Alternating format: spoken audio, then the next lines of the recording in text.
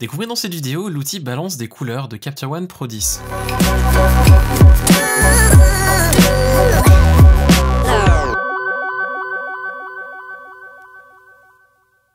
Salut, je m'appelle Quentin Descaillets. Vous pouvez retrouver mon travail sur quentindescaillets.com ou sur facebook.com/quentindescaillets. Aujourd'hui, dans ce 8e épisode, nous allons regarder ensemble donc comment ajouter un petit peu de couleur sur nos images, plutôt faire une sorte d'étalonnage à l'aide de l'outil balance des couleurs. Pour ce faire, j'ai pris une nouvelle image. On va tout d'abord repasser sur les réglages que l'on a vus dans les 7 précédents épisodes, de manière à pouvoir ensuite jouer avec la balance des couleurs. Première chose que je vais ajouter sur cette photo, ça sera la balance des blancs qui n'est pas tout à fait correcte. Je vais prendre ma pipette dans l'outil balance des blancs et aller échantillonner sur le fond qui est censé être blanc ou du moins qui est censé être neutre. C'est déjà un petit peu mieux et maintenant je vais me rendre dans le petit panneau d'exposition et ajuster légèrement l'exposition. On se souvient, on avait parlé de l'outil avertissement d'exposition qui est toujours malin d'être actif lorsque l'on ajuste l'exposition de manière à éviter de se retrouver avec des zones soit bouchées dans les noirs, soit surexposées dans les blancs. Je vais augmenter un tout petit peu et ensuite je vais rajouter légèrement du contraste, toujours très peu. Après le contraste, je vais ajuster la luminosité qui joue donc, comme on l'avait vu, plutôt sur les tons moyens. On voit que c'est plus la partie au milieu de l'histogramme qui se déplace que les extrémités. Je ne vais pas non plus surexposer mon image. Je vais revenir un petit peu en arrière sur l'exposition de manière à quand même garder quelque chose d'un petit peu plus foncé comme je souhaitais à la base. Je vais désaturer légèrement, c'est pas une image que je veux très saturée et surtout avec la balance des couleurs comme on va le voir après, on pourra resaturer un petit peu en fonction des zones de luminosité. HDR, je ne vais rien toucher, dans les tons clairs on a de la place et dans les tons foncés aussi, donc pas de raison de s'amuser avec ça. Dans la suite, on avait parlé des couleurs et de l'éditeur des couleurs, et en l'occurrence, ici ce que je vais simplement faire, c'est contrôler les verts et les bleus, voir s'il y a des choses dans ces canaux et éventuellement les désaturer. J'ai un petit peu sur le fond et je vais donc le désaturer et éclaircir un tout petit peu. De même pour le bleu, je vais aussi désaturer et éclaircir légèrement. Et contrôler encore ici, qui correspond apparemment plutôt aux yeux. Et effectivement, on a quelque chose dans les yeux. Je vais pas trop m'amuser donc à ce niveau-là, éventuellement peut-être le resaturer légèrement et augmenter la luminosité.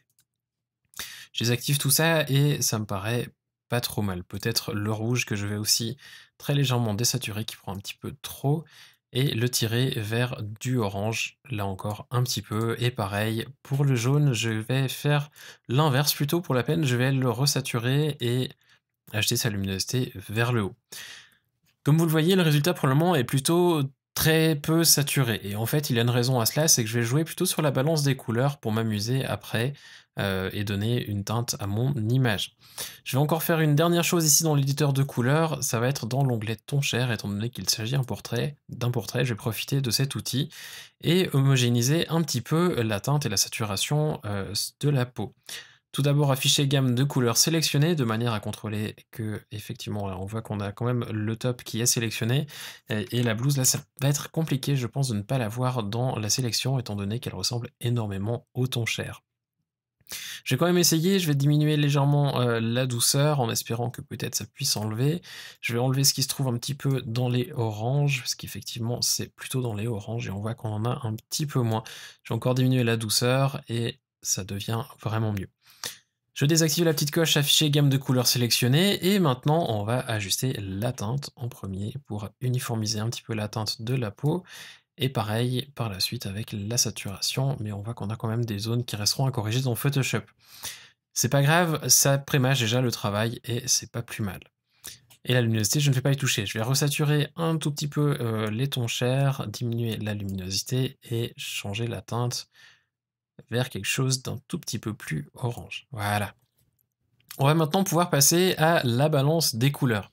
Balance des couleurs donc qui se trouve dans l'onglet couleurs ici et qui est juste là, balance des couleurs. Je vais le sortir et je vais masquer mon panneau des outils. Commande ou CTRL T sur le clavier pour le masquer et on va maintenant agrandir les couleurs de manière à vraiment voir ce que l'on fait. La balance des couleurs se présente selon ce format et ça existe offert depuis Capture One 9. Je ne crois pas que dans la version 8 c'était déjà présent et c'est un outil qui est vraiment très pratique pour faire de l'étalonnage. Ça ressemble passablement à ce que l'on voit dans certains logiciels de vidéo et c'est d'ailleurs relativement dommage que Adobe ne prenne pas exemple sur Capture One, enfin sur Phase One pour cela. C'est un outil qui est très pratique et qui est très visuel. On a notre roue de couleur et du côté de chaque roue de couleur que l'on aura dans les différents onglets, on a ici une espèce de barre arrondie qui nous permet d'ajuster la saturation de la couleur sélectionnée, et ici une espèce d'autre barre arrondie qui nous permet de sélectionner la luminosité de la zone sélectionnée. Les zones, on a une dominante. La dominante, ça va donc ajuster toute l'image. C'est pour ça qu'on ne peut pas ajuster la luminosité ici, mais que la saturation et la couleur.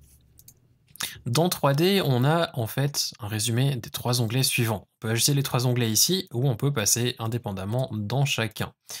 En ajustant chacune des zones ici, on va pouvoir séparer la colorimétrie des ombres, des tons moyens et des hautes lumières. C'est-à-dire que l'on va pouvoir placer une couleur dans chacune de ces zones de manière à faire une colorimétrie relativement simple, sans avoir besoin de trop s'amuser avec les courbes. C'est un excellent moyen pour les débutants de s'essayer à l'étalonnage sans forcément avoir de grandes connaissances des couleurs. Je vais ici commencer par quelque chose de simple, probablement un traitement croisé ou quelque chose de monochrome. Traitement croisé, ça voudrait dire simplement avoir quelque chose de posé dans les ombres par rapport aux hautes lumières.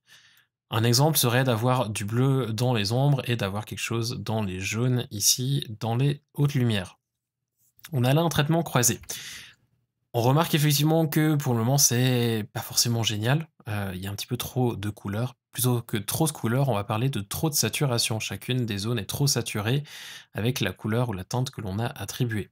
Je vais donc diminuer ma saturation, je vais même la mettre au minimum des deux côtés, et de cette manière je vais pouvoir l'augmenter petit à petit jusqu'à ce que ça me plaise. Je vais la laisser par là pour les ombres et je vais rehausser légèrement ici pour les tons clairs que je vais pas non plus trop pousser. Dans les tons moyens, on peut aussi rajouter une couleur. Pour la peine, je vais rester dans les jaunes dans un premier temps pour voir ce que ça donne. Je vais pareil le diminuer au minimum et le remonter un petit peu. Ça pourrait marcher, on va quand même essayer d'avoir une autre couleur. Et ainsi, on va aussi voir qu'on peut déplacer la couleur sans perdre la quantité de saturation. Plutôt que de prendre le cercle et de le déplacer comme ça, on peut simplement prendre la petite barre qui dépasse ici de la roue de couleur et la tourner jusqu'à ce que l'on tombe sur la couleur que l'on souhaite. Je vais garder quelque chose d'un petit peu plus froid et je vais remettre du jaune un peu plus fortement dans les tons les plus clairs de mon image. Admettons que l'on souhaite avoir des ombres un peu plus profondes, un peu plus foncées, on peut à ce moment-là jouer avec le curseur qui se trouve à droite de ma roue de couleur des ombres et le pousser vers le bas. Pareil pour les tons moyens, je pourrais imaginer les pousser un tout petit peu vers le bas pour acheter du contraste, et à l'inverse, pour les hautes lumières, le pousser vers le haut. Comme on le voit, c'est pas très compliqué, j'ai ici un traitement de couleur relativement simple, en quelques clics, et qui marche. Si je souhaite voir à quoi ressemblait l'image avant, je peux toujours faire Alt-clic sur cette flèche qui se trouve au sommet de mon panneau de balance des couleurs. C'était avant et c'est le résultat maintenant. Si ça ne me plaît pas, je peux toujours réajuster. Si je souhaite changer qu'une seule couleur, par exemple, admettons que je souhaite quelque chose d'un peu plus monochrome, je pourrais partir dans quelque chose de rouge, avec du rouge ici dans les tons foncés, prendre quelque chose dans les rouges-oranges pour les tons clairs et avoir les tons moyens aussi dans les rouges-oranges et ajuster légèrement ma saturation de manière à ce que le réglage ne soit pas trop fort.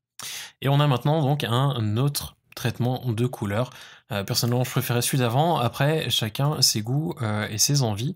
Mais quoi qu'il en soit, c'est vraiment un outil qui est très pratique, qui est très visuel et vous pouvez avoir le rendu que vous souhaitez en faisant vos réglages en fonction de la roue de couleur et en ajustant avec vos curseurs qui se trouvent de chaque côté de la roue de couleur. À noter encore que vous avez possibilité d'enregistrer des pré-réglages, donc comme pour la majorité des outils dans Capture One. Il y en a quelques-uns, comme vous le voyez ici, sur lesquels je suis en train de passer, qui existent déjà dans Capture One et que vous devriez avoir. Ils sont en anglais, mais juste en passant le curseur dessus, ils s'affichent au fur et à mesure et vous avez un rendu. Bien entendu que si vous activez un de ces différents pré-réglages, vous pouvez l'activer ici et ensuite l'ajuster s'il devait s'avérer être un petit peu trop fort à votre goût. Dans la prochaine vidéo, nous parlerons de la conversion en noir et blanc à l'aide de l'outil noir et blanc, et ensuite on reviendra à nouveau aux couleurs et à la luminosité en parlant des niveaux et ensuite des courbes. Ainsi vous aurez différentes manières de réaliser votre étalonnage sur les images et vous pourrez choisir la manière qui vous convient le mieux. À noter que l'un n'empêche pas l'autre et vous pouvez toujours utiliser différents outils en conjonction. Si vous devez avoir des questions, n'hésitez pas à les laisser en commentaire. Pensez aussi à vous abonner à la chaîne, de cette manière vous serez informé de la sortie des prochaines vidéos, et en attendant celle-ci, je vous souhaite de passer une excellente journée. À bientôt!